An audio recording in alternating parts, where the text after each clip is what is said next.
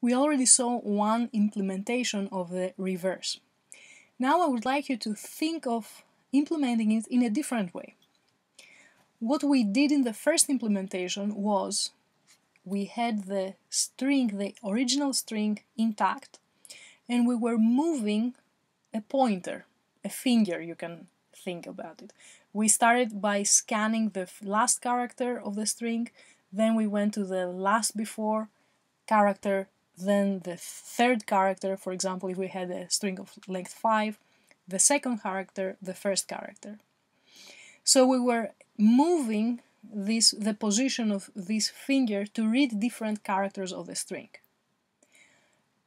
A different way to process data is to keep your pointer steady and move your data so that it reads from different places every time. Can you think of a way to do that?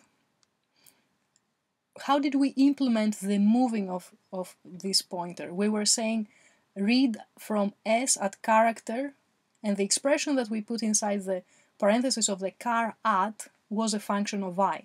Now the expression that we're going to put there is going to be a constant, a number. For example, always read char at 0, or always read char at the very last character of the string.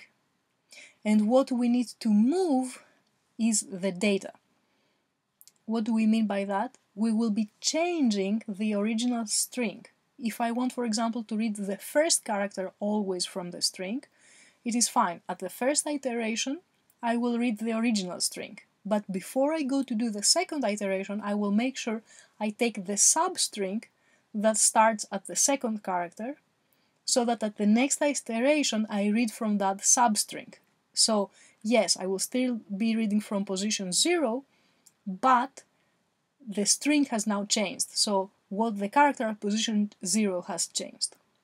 Similarly, if we are always reading from the very last character, you will have to take the substring that cuts the last character of the original string and moves one position in. And at every iteration, we're actually chopping part of the string. Can you implement that?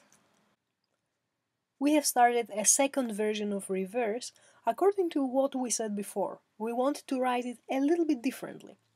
See, this is reverse 1 that we wrote in the previous video, where every time that we add a character to the reverse string, the char at expression changes. Now what we want to do is keep the char at expression without, not as a function of I.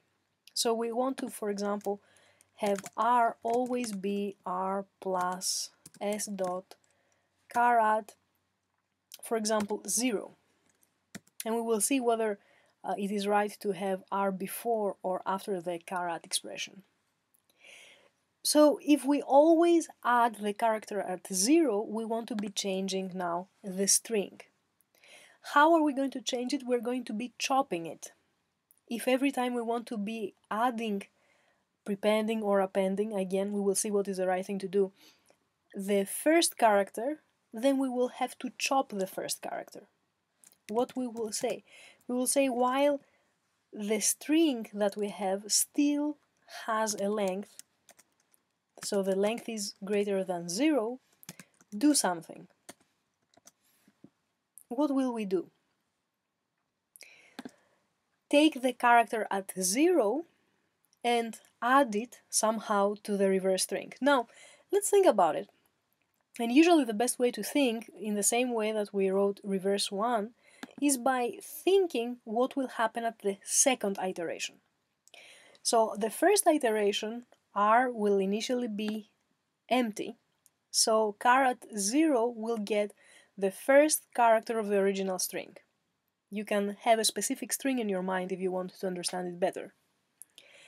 Now on the second iteration, this r will have that first character of the original string.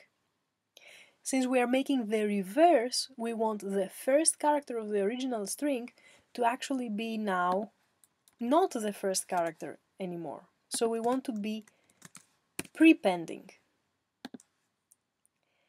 And so that every time char@0 is different, we want to change s and make it a substring. What do we want to chop? We want to chop the first character. So what we're going to do is take the substring that is exactly the same as the original string except for the character at 0. So now every time the while loop will go back, s will be different, so s.length will be different, and we know also that since we're taking a substring, s.length will be going down and down. We have even written a third version of reverse, and this is the only thing that we have done different. Instead of chopping the first character of the string, we are now chopping the very last character of the string. So we are starting creating the reverse string from the end. We have the last character of the original string become the first character of the reverse string. And that's now why we have r plus s.char@, as opposed to the case where we had s.char@ plus r. This is, again, by doing an example, it will be easier to understand why when we are starting from the beginning of the original string, we have this expression, while we start from the end of the original string, we need to be having r at the beginning of the addition. Now, I would also like to point out the following. If we write the while loop like this, we are making, for every iteration, we're making 3 calls to s.length. And notice that here s.length, or better s, will be exactly the same string. So s.length always returns exactly the same number. So it is a waste to make 3 calls. What we need to do is have a variable that will keep the s.length value. However, the length method needs to be called first when we are checking the condition. Here is why we are given the flexibility in Java to have an assignment as part of the condition. So we are able to assign k a value and then check this value with 0 in this particular case. Now, every time we had s.length inside the body, we can just write k. And this way we can avoid making the extra calls to s.length. Now, as you can also imagine, for every version, exactly as we did with reverse 1, we also have the assertions running every time we run our program to make sure that also reverse 2 and reverse 3 operate right. Of course, we only need one version of reverse. We wrote all 3 of them so that you see how we could write them differently.